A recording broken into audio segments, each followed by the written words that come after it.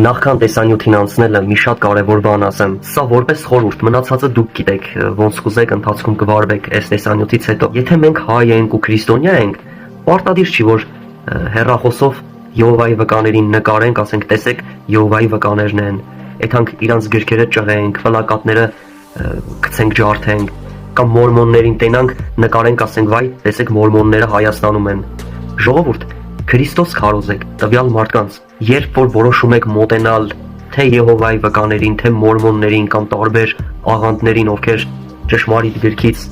շեղված են, մի հատ հարց տվեք էլի ինքներդ ձեզ, ասեք օրինակ Քրիստոս ոնց կվարվեր կամ Քրիստոսի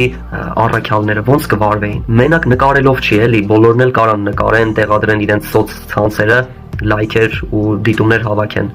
Ուղղակի պետք չի։ Իսկ հիմա անցնենք տեսանյութին, որովհետև ով ինձ ու իմ խոսքերը ամոթ համարի, մարդու որդին էլ նրան կամաչեցնի, երբ գա իր հոր եւ սուրբ հրեշտակների փառքով։ Բայց ճշմարիտ եմ ասում ձեզ, այստեղ գտնվողների մեջ կան ոմանք, որոնք մահ չեն ճաշակի, մինչև որ Աստծո արքայությունը չտեսնեն։ Ովքեր էին այդ մարդիկ։ Միգուցե մինչև հիմա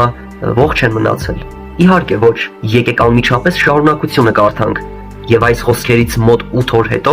Պետրոսին, Հովանեսին ու Հակոբոսին վերցնելով լեռը բարձրացավ աղոթք անելու, եւ երբ նա աղոթում էր, նրա դեմքի կերպարանքը այլակերպվեց, եւ նրա հագուստը սպիտակափայլ դարձավ, եւ ահա նրա հետ խոսում էին երկու մարդ, որ Մովսեսն ու Եղիան էին։ Նրանք փառքով երևալով նրա վախճանի մասին էին խոսում, որ կատարվելու էր Երուսաղեմում։